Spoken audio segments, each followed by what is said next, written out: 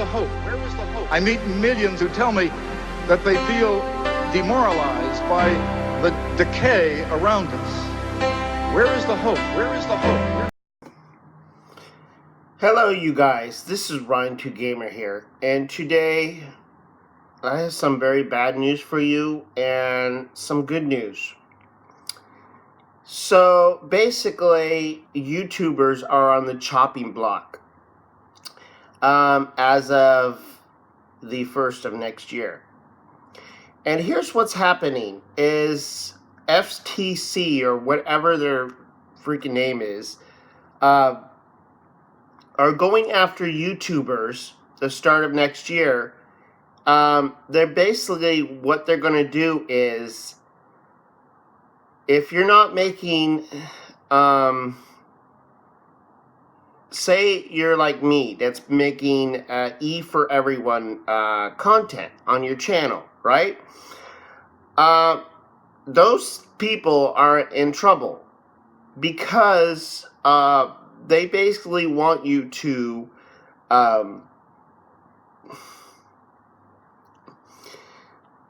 either say your content is just for adults or your content is just for little kids. They only give you those two options. And here's the thing. If you say your content, oh, it's only for adults, and they look at your content, because they're going to be looking at everybody's content, and they're going to say, okay, that video, he's reviewing a Pokemon toy, or he's reviewing a Pokemon game, or he's doing an unboxing of a certain game or toy or whatever. Like me, what if I am playing a game on my channel, which I usually do, and they're like, oh, that's a video game. Oh, that's for children. And I list it as a adult content, which some games are. Some are teen and up. But they don't see that. They say on their list of things that they consider for children only, video games, anything that has to do with anime or any cartoons or anything that has to do with pets for some reason, anything that has to do, they have a really weird list on things they consider only for children. I'm going to show you right now exactly that list. These are the criteria for what they're going to consider to be content made for kids. Subject matter that is appealing to children. Example, kids jokes, music, kids games, video computer games, children's TV shows or stars, cartoon characters, that right there. That's an animation meme, cartoon characters. Sports, which are apparently only enjoyed by children now. Stories, toys, children's books, fantasy, so if any magic or supernatural elements happen in your animation meme, that's another one there. Children's arts and crafts, pets, all furries are done for. I mean, products primarily purchased or consumed by kids, like snack food or cereal, because only kids eat cereal and only kids eat snack food. Moving on, there's even more. Language of the website, such as language that is simple enough to be understandable to children 12 and under.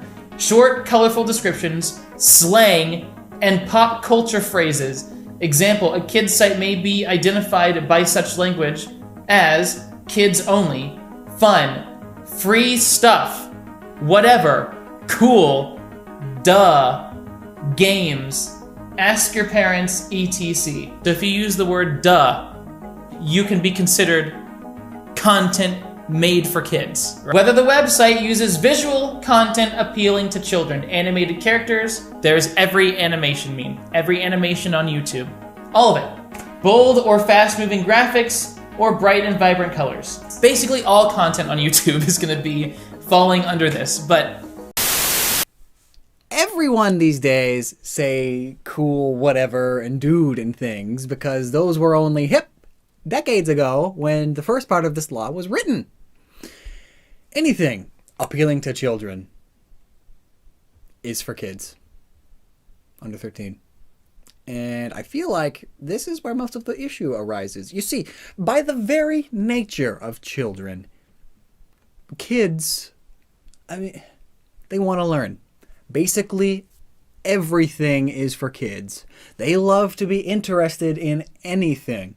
We are, as humans, innately programmed by our instincts to learn what's the why of the world and seek out new and interesting things. Almost everything is for kids because of that. They see the world as one big new experience and they want to experience it all for the first time. Nothing will stop them. No single item is off-putting to them. Yes, that means there are actually kids out there that like broccoli. I was one. So what is with this wishy-washy wording? Anything that appeals to kids? Blah! But get this. Guess what else is in this thing that makes it defined for kids? Pop music. Toys. Animated characters. Cartoon characters. Especially popular ones. Video games. Especially those intended for younger audiences. Bright colors. Yeah, bright freaking colors. Yeah, that list. So and here's the problem, if you list it as kids only, which I'll be lying because my content is for everyone. I list my content for everyone. I try to put it family friendly because YouTube a while back said, oh, we need you YouTubers to have more family friendly content, which I do anyway. So a lot of YouTubers are doing what I'm doing right now, family friendly content. But here's the thing, is if you're making family friendly content, what is that considered? For adults or for kids? Because they're only giving you two options. And so say if I do all my content and say it's only for kids, here's what happens when you say it's only for kids. There's no searching your videos no more when you list it as for kids only. There's no there's a lot of things that I don't have to worry about, but people that make a living on YouTube have to worry about because they're not going to get paid for their videos.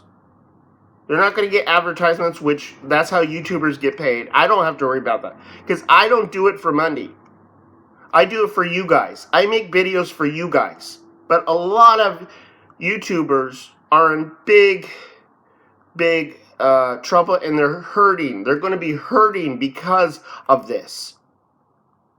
So basically, if you list it only as kids, which could be a lie if you're doing content like me that's rated E for everyone, it's not really kid specific and it's not really adult specific,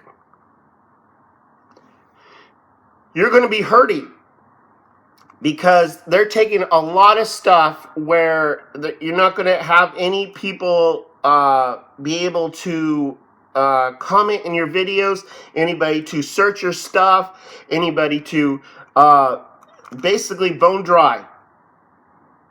And I'm going to show you a few other videos of other content creators talking about this. Let me show you right now. It's not looking good right now. It really isn't. And it's to the point where I'm already contemplating other ways to still do what I do, but not on YouTube. Because as much as I love making content for everybody, I cannot risk a fine of $42,000. If I wanted to, continue with doing more Unlikely Roommates episodes with He-Man and Skeletor. I even had a Thundercats toy movie in the works that I was like halfway done the script for. I was so excited to make that. But now I can't make any of that because it's not worth it. You're essentially segregating all the nerds out there. Nerdy crafters, nerdy animations, video games. It's essentially like a nerd-pocalypse on YouTube. There was Adpocalypse 1, Adpocalypse 2. This is seriously nerd-pocalypse. Because everything nerdy out there is that gray area and fine line between made for kids and child appealing. I'm wearing a Spider-Man t-shirt. Come here, come here. I'm doing a fun Jurassic World video. Come here, kids, come here. I'm sorry, but YouTube was not made for children. It really wasn't. Of course, children can be included in this group and stuff, but YouTube was really not made and built upon children. And there's literally another section now that says, is your videos made for kids? And I'm like, okay, I upload gaming content. I do gaming news. I mean, I'm kind of like a Nintendo channel. My content's made for everyone. So I'm like sitting there not really knowing what to check. Like, yeah, it's for kids, but it's actually for adults too. I mean, everyone loves video games. So really terrifying for some of the channels that I watch every single day. Take, for example, Arlo, who created his channel 5 years ago, knowing that family-friendly, G-rated, T-rated content does very, very well on YouTube. Now this guy is basically being fed to the FTC, knowing that when they see the bright blue figure in all of his thumbnails, they could immediately presume that his videos discussing Nintendo, the business side of it, the value, the reviews of those games, and very deep analysis, they could be targeting kids. Arlo could be one of the very first people on the chopping block, and it's so frustrating because YouTube has been promoting and helping Arlo for the last 5 years, and now if he decides to check his channel as for kids only, wait till you see what they have in store for him.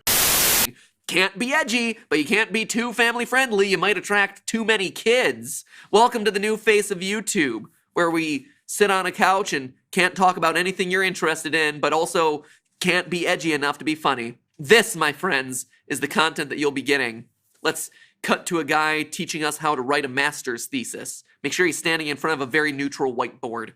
O stands for operational. He will be the #1 most subscribed channel on YouTube. Make it happen, Mark Proctor. YouTube, through it all, have been laying low. They're very adamant that they're not giving legal advice to help anyone categorize their content. And it kind of makes sense, because if they were, it would be, first off, an impossible task. YouTube is way too big to possibly decide what's kid content from what isn't, and no existing AI can accurately sort that sort of thing out. But just as importantly, if YouTube did offer that advice to creators, and the FTC disagreed with that ruling for whatever reason, YouTube would be the one legally responsible. So as long as YouTube doesn't make that decision, they can stand aside, look the other way if, you know, the FTC decides to bring the hammer down on a couple of channels to make an example out of anyone. And the FTC can do that to get this, the tune of over $42,000 per video for any video that they feel has been miscategorized as not for kids, when in reality they feel like it was kids' content. Imagine a channel who's been posting daily family vlogs for 4 years, and all of a sudden you're hit with $42,000 of fines for each of your last 600 videos? Penalties like this could wipe out families. They could wipe out businesses overnight. There is nothing standing between the entire federal agency of the FTC and us independent YouTubers. Ultimately, there's not a whole lot that we as individual content creators can do in this situation, except what I'm doing now, talking about it, raising awareness, telling you about the trouble that we'll be facing in 20. Yeah. Okay, so here's the problem. What do I list my content as? If it's E for everyone, please let me know what I should do, you guys.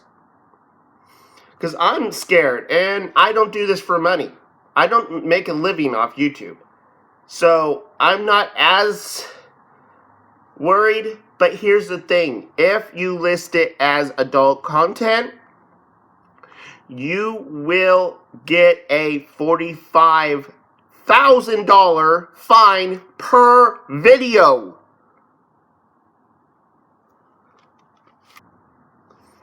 So I don't know what to do. Please leave me down in the comments what I should do. Also, you guys, that said,